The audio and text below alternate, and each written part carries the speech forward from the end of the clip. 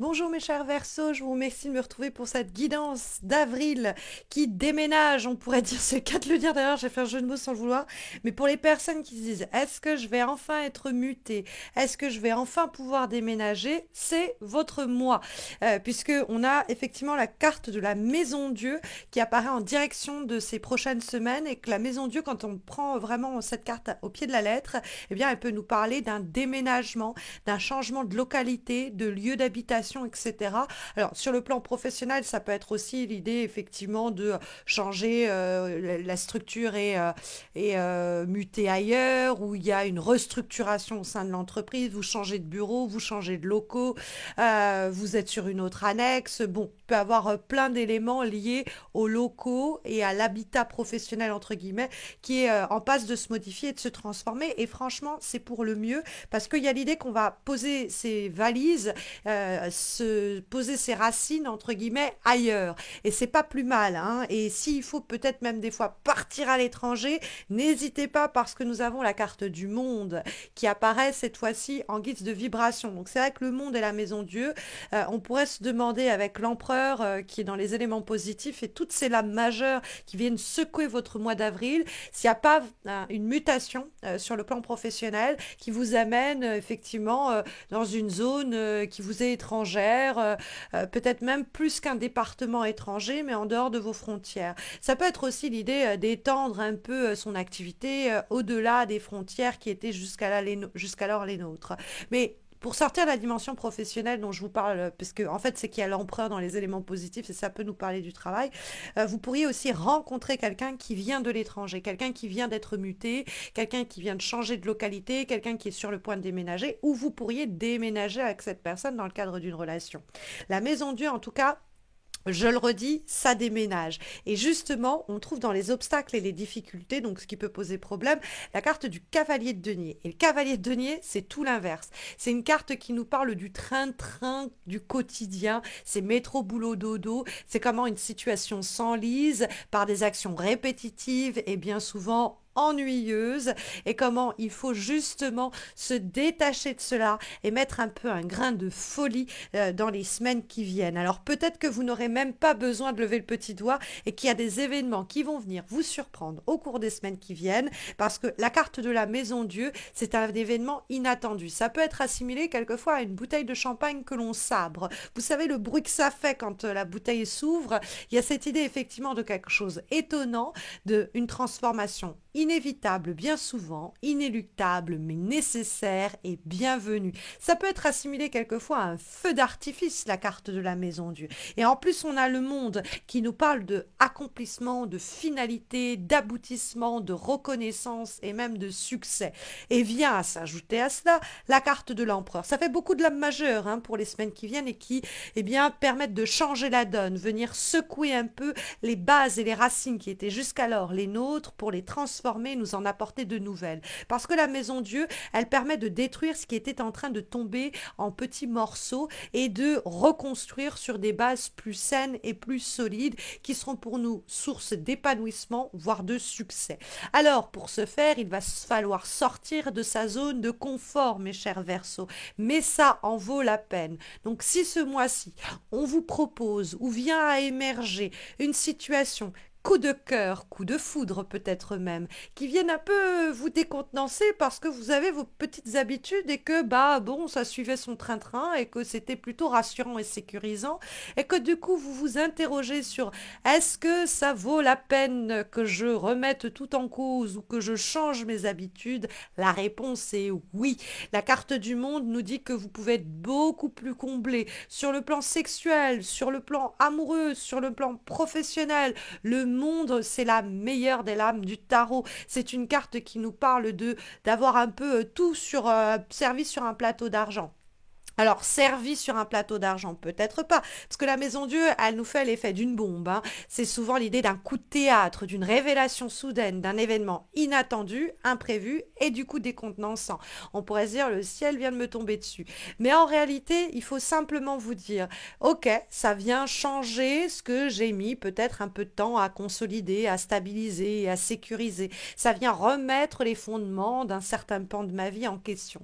Mais est-ce que le jeu n'en vaut pas la chandelle? chandelle, sincèrement. Parce que, au fond, je suis en train peut-être de dépérir un peu dans cette situation. Et cette rencontre nouvelle qui vient tout changer, cet événement soudain qui peut tout transformer, est une aubaine. C'est ce que nous dit hein, le dialogue de ces lames majeures qui annonce comme un tournant important et qu'il ne faudrait pas rater au cours de ce mois d'avril, mes chers Verseaux. L'empereur, ça peut être carrément quelqu'un. Hein, il peut avoir quelqu'un qui débarque. Alors c'est vrai que l'empereur peut être assimilé au signe du taureau. Bon, c'est plus généralement un homme qui arrive avec peut-être une proposition inattendue qui pourrait justement être mise au défi de oui, mais je risque de perdre cette sécurité-là. Oui, mais je ne sais pas si je dois tenter cela. Je ne sais pas si je peux faire confiance. Toutes les, on va dire, pensées qui vont être un peu récalcitrantes dans le cadre du changement, qui vont être des résistances au changement.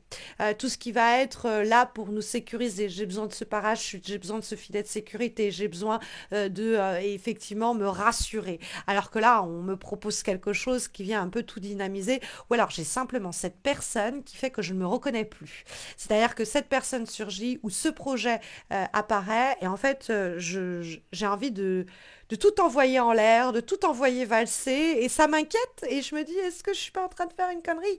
Mais en réalité, l'empereur, c'est, je vais construire autre chose, je vais stabiliser autre chose. Et en fait, même si ça secoue, même si c'est des nouveaux repères, même si ça amène à faire table rase de ce que l'on connaît, en réalité, on va très vite être rassuré parce que, ok, on fait table rase de ce qu'on connaît, mais on a des nouvelles bases, on a des nouveaux fondements, on a à nouveau quelque chose qui s'instaure très vite pour nous sécuriser, nous stabiliser. Donc en fait, c'est plutôt troquer des fondements routiniers pour de nouvelles fondations, de nouveaux piliers qui nous reste peut-être à rôder, on pourrait dire à découvrir.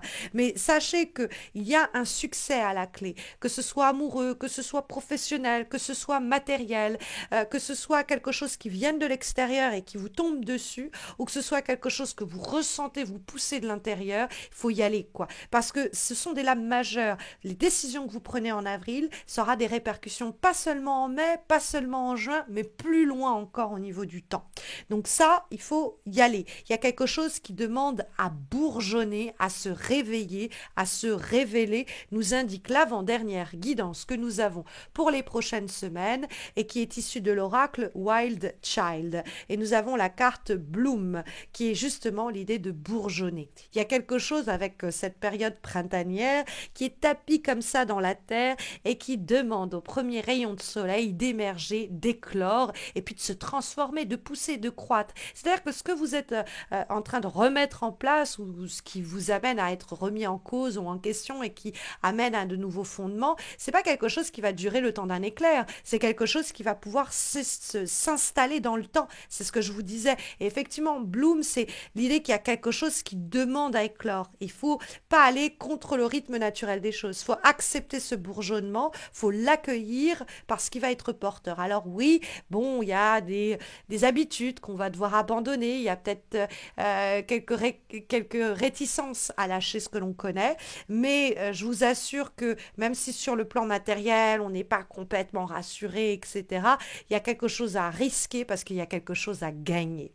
En termes de dernière guidance, nous avons une lame issue de l'oracle les sons des âmes, de l'âme, pardon, des sons de l'âme, nous avons la carte de l'appel. Alors l'appel, ça peut être vraiment un message. Et c'est vrai que la carte de la Maison Dieu, il peut avoir vraiment quelque chose qui nous tombe dessus. Hein. Je vous disais, le ciel me tombe sur la tête, mais effectivement, il y a cette idée de courrier, d'appel, de communication, de révélation, d'information, d'échange, de messages, et qui vont permettre de nouvelles fondations. Hein. On a l'empereur qui nous le confirmait. Ça peut être une voix intérieure, alors une voix VOIE, mais aussi une voix VOX, c'est-à-dire une voix qui se dessine en nous, on se dit, est-ce que je prends ce risque, est-ce que je tente cela, ou ça peut être aussi une voix intérieure VOX qui nous dit, j'ai envie de cela, et c'est possible là. Donc si je laisse passer, je viendrai peut-être à m'en vouloir. Ça se présentera pas tout le temps. Donc il faut y aller, quoi. Et puis bon, il peut y avoir une rencontre qui secoue tout, hein, sur le plan amoureux, qui demande à